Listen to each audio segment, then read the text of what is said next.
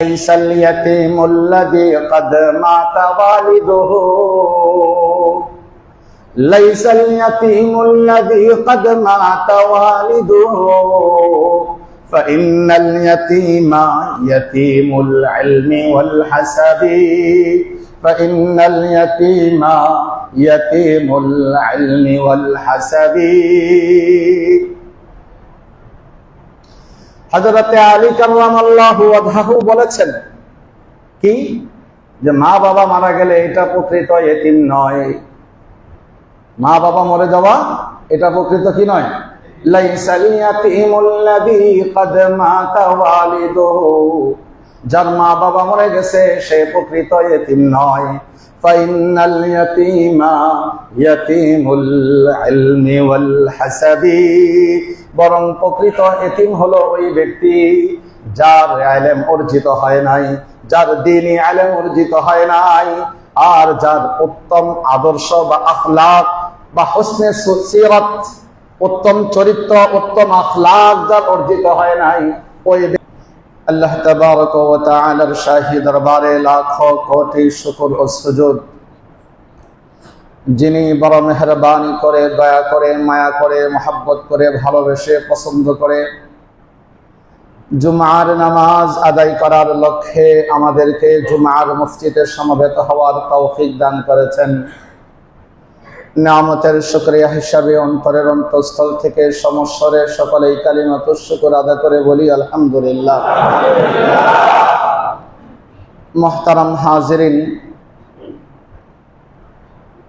আল্লাহ রব্বুল ইজ্জত আমাকে আপনাকে বড় মেহেরবানি করে, মায়া করে বানিয়েছেন। আমাকে আপনাকে বড় ইজ্জত ওয়ালা বানিয়েছেন। আমাকে আপনাকে সৃষ্টির মধ্যে সর্বোচ্চ মর্যাদার অধিকারী বানিয়েছেন। কোরআনে হাকীমের মধ্যে রব্বুল আলামিন বলেন, ইন্না আকরামাকুম ইনদাল্লাহি আতকাকুম, যে শ্রেষ্ঠ তো বানালাম, শ্রেষ্ঠ কিন্তু এভাবেই শ্রেষ্ঠ নয়, বরং তোমাদের মধ্যে সবচেয়ে উত্তম হলো, সবচেয়ে মর্যাদাবান হলো ওই ব্যক্তি যেই ব্যক্তি যত বেশি তাকওয়াওয়ালা,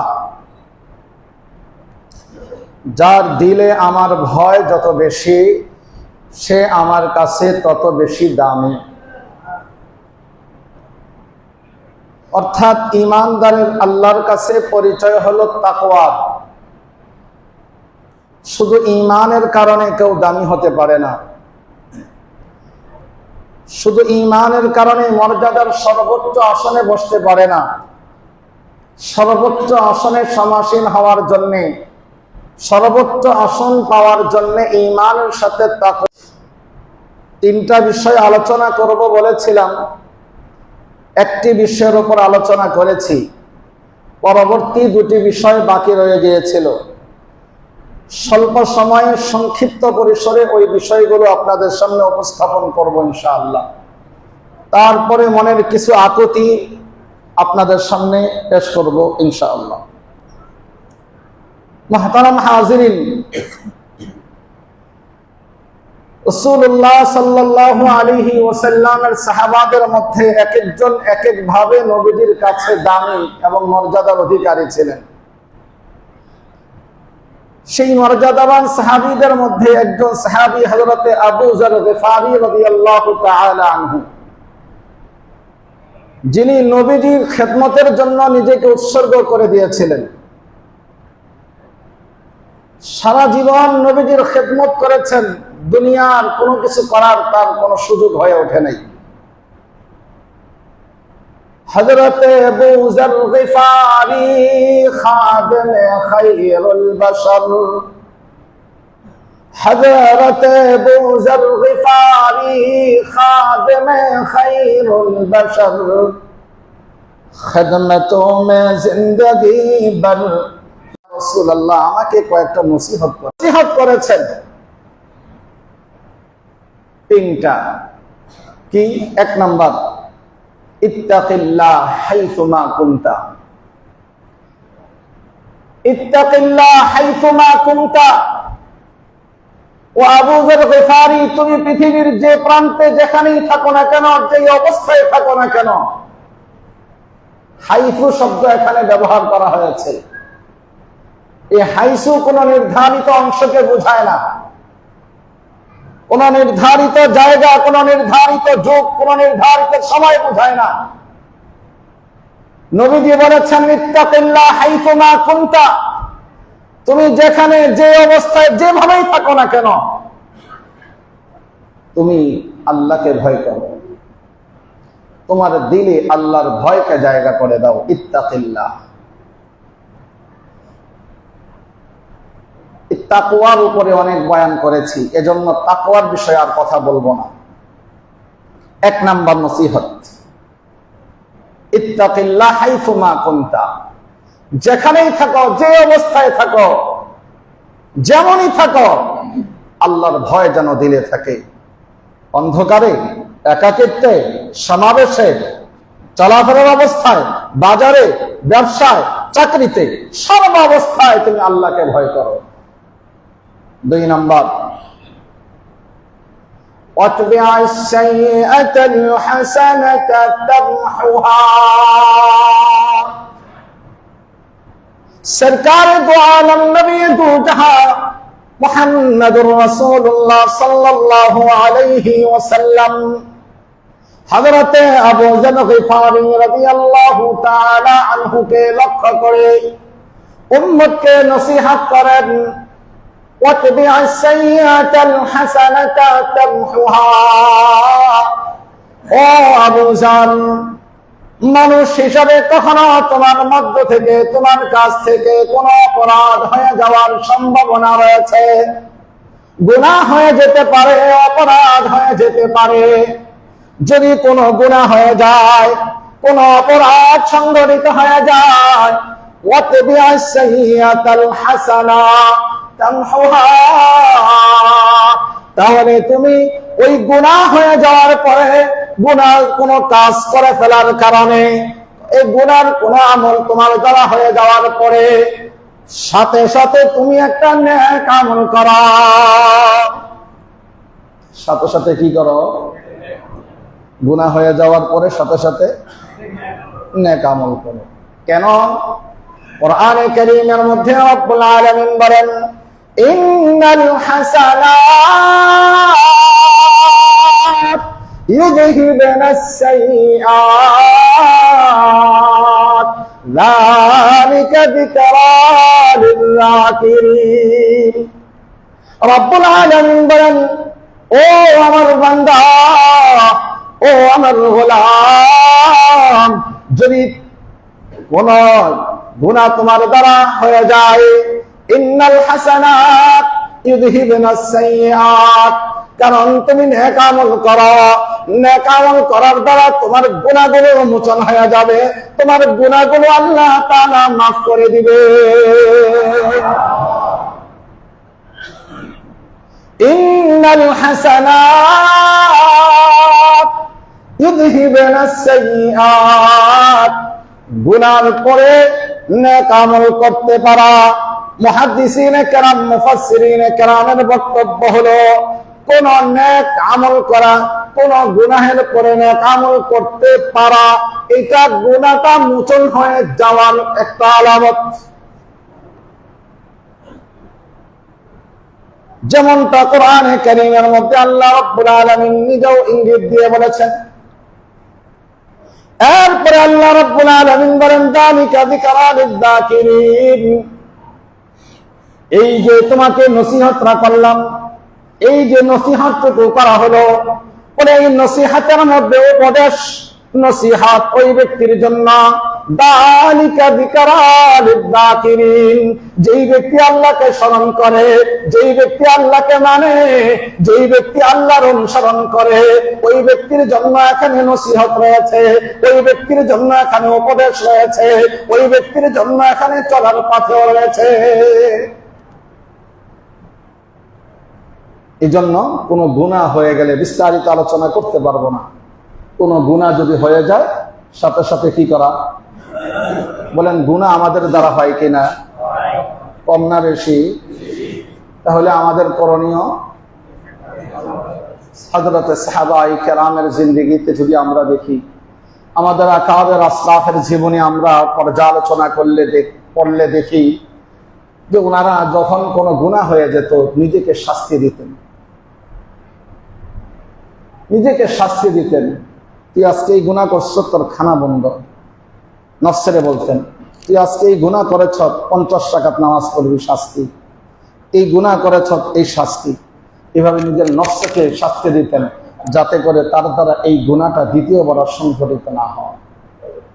কিন্তু বড় পরিতাপের বিষয় হলো, আজকে আমরা গুনাহ করি, গুনাহ করার পরে আরো দেখা গেছে গুনাহের আগ্রহ তৈরি হয়। কারণ গুনাহের বিপরীতে যেমন নেক আমলও নেই, ঠিক তেমনি ভাবে গুনাহের বিপরীতে এর কোনো প্রতিকারও আমার মধ্যে নাই। শুধু তাই না, বরং আমাদের হালত অনেক ক্ষেত্রে এমনটাও হয়ে যায় যে গুনাহ করতে পারা অহংকারের কারণ। গুনাহ করেছি, অন্যায় করার পরে আবার বলি, হ্যাঁ চিনোস আমি এটা করছি, জানোস আমি এটা করছি, এটা আমার দ্বারা হয়েছে, অমুকের এটা করা, এটা আমি পারছি, আর কেউ পারে নাই। কথা বলেন ঠিক না বেঠিক? মনে রাখবেন মুসলমান, যেই ব্যক্তি গুনাহ করার পরে, অপরাধ করার পরে অহংকার করবে, এভাবে নিজের মধ্যে অহংকার প্রদর্শন করবে, বুঝতে হবে ওই ব্যক্তি মানুষ পরিচয় ঠিক, সে আসলে ইমানদার পরিচয় দিতে পারে, সে এখনো ইমানদার হতে পারে নাই। ইমানের দাবি করতে পারে, ইমানের লেবাস লাগাইতে পারে, কিন্তু এই ব্যক্তি একটা মুখোশধারী মুসলমান। কথাকে বুঝাইতে পারলাম?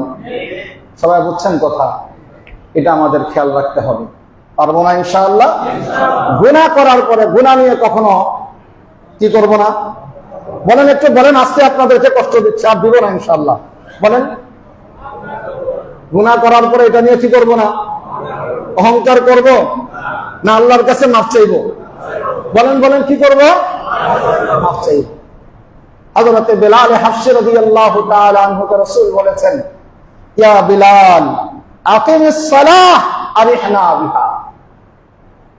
ও বিলাল, নামাজ কায়েম করো, এর মাধ্যমে নিজেকে প্রশান্তি দাও। আজকে অশান্তির দাবানলে দাও দাও করে জ্বলতেছে সমাজ, কারণ অপরাধে জড়িত, তার বিপরীতে মোচন করার কোন পদ্ধতি অবলম্বন করে না। এজন্য আমরা করবো তো ইনশাআল্লাহ। আল্লাহ তাআলা তৌফিক দান করেন। 3 নাম্বার ছিল, সংক্ষেপে বলছি, ওয়া খালিকিন নাস বিখুলুকিন হাসান। মানুষের সাথে ভালো আচরণ করবে, এটা আমাদের মধ্যে বড় অভাব। মানুষের সাথে ভালো আচরণ করা, এই গুণ আমাদের মধ্যে নাই বললেই চলবে। এজন্য আল্লাহ রাসূল সাল্লাল্লাহু হযরতে আবু হুরায়রা রাদিয়াল্লাহু তাআলা আনহু থেকে রওয়ায়াত, নবীজি সাল্লাল্লাহু আলাইহি ওয়াসাল্লাম বলেন, বুইসতু লিউতাম্মিমা মাকারিমাল আখলাক। সরকারে দু আলম নবী বলেন, আল্লাহ তাআলা আমাকে তোমাদের মধ্যে পাঠাইছে উত্তম আচরণ, আখলাক, শিষ্টাচার, তাহজিব, তামাদ্দুন এগুলো শেখানোর জন্য। আমি তোমাদের মধ্যে প্রেরিত হয়েছি তোমাদেরকে উত্তম আদর্শ, উত্তম আখলাক, উত্তম চরিত্র শিক্ষা দেওয়ার জন্য। রাসূল সারা জীবন কষ্ট ভোগ করেছেন, জবাব দেন নাই। নিজ মাতৃভূমি থেকে হিজরত করে মদিনায় চলে গেছেন, পিছনের দিকে বারবার তাকাইছেন, কিন্তু নবীজি কখনো তার প্রতিকার চেয়েছিলেন? আওয়াজ দিয়ে বলেন, চেয়েছিলেন? নবীজির ঘাড়ে ঘুড়ি চাপিয়ে দেওয়া হয়েছিল মক্কা বিজয়ের পরে, তার উপরে করেছেন, কিন্তু আমরা কি পারি? আমরা পারি না। কি লাভ হবে উত্তম আদর্শ, উত্তম আখলাক গঠন করলে? উম্মুল মুমিনিন হযরত আয়েশা সিদ্দিকা রাদিয়াল্লাহু তাআলা আনহা থেকে রিওয়ায়াত, তিনি বলেন, قالت سمعت النبي صلى الله عليه وسلم يقول إن المؤمن لا يدرك يحسن خلقه درجة الصائم القائم। যেই ব্যক্তি সুন্দর আখলাক আর চরিত্র প্রদর্শন করবে, ওই ব্যক্তিকে আল্লাহ রাব্বুল আলামিন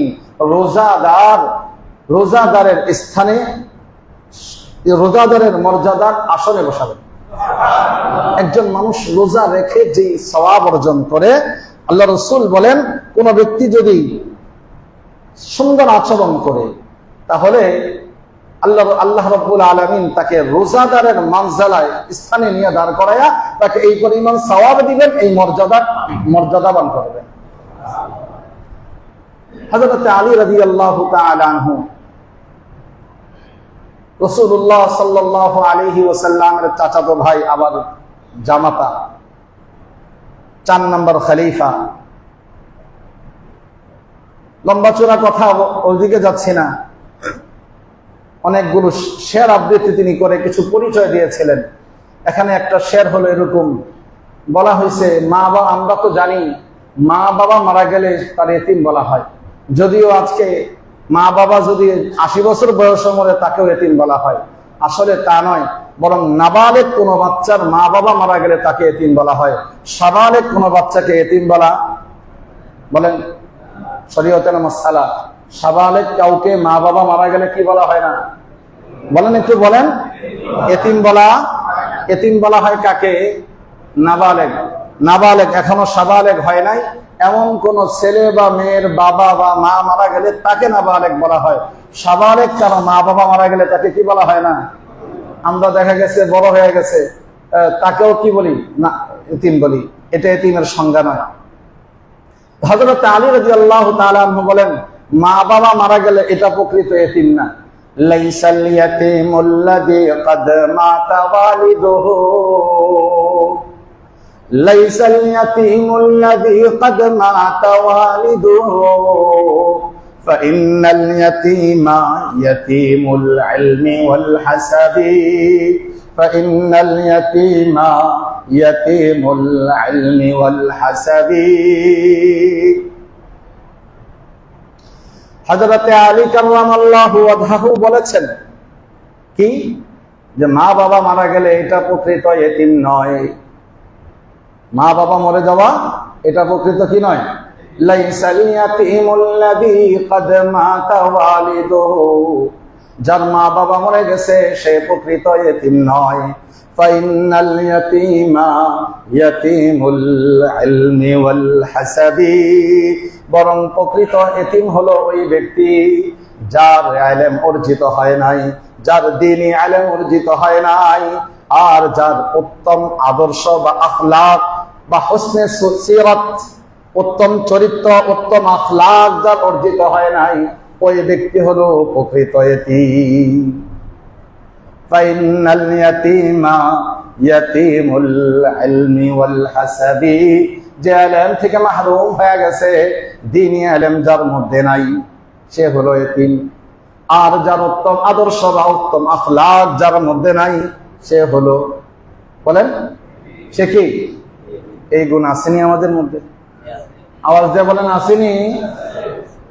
দ্বীনি ইলম আমাদের মধ্যে কার কতটুকু আছে আল্লাহ মালুম।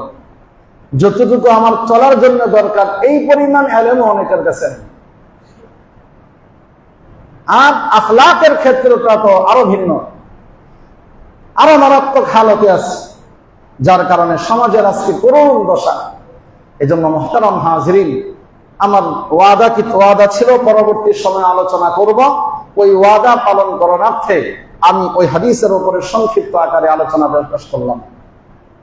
এই ছিল হযরত আবু যর গিফারীকে করা রাসূলুল্লাহ সাল্লাল্লাহু আলাইহি ওয়াসাল্লামের 3টা নসিহত। 1 নাম্বার আল্লাহর ভয়। 1 নাম্বার বলেন 1 নাম্বার। 2 নাম্বার কোন গুনাহ হয়ে যাওয়ার পরে নেক আমল করা। গুনাহ হয়ে যাওয়ার পরে সাথে সাথে আরেকটা কি করা? আবার বলেন 2 নাম্বার। কোন গুনাহ হয়ে যাওয়ার পরে সাথে সাথে 3 নাম্বার উত্তম চরিত্র, উত্তম আদর্শ গঠন করা, নিজের মধ্যে বাস্তবায়ন করা। পারবো তো ইনশাআল্লাহ? আল্লাহ তাআলা আমাদের সকলকে তৌফিক দান করেন।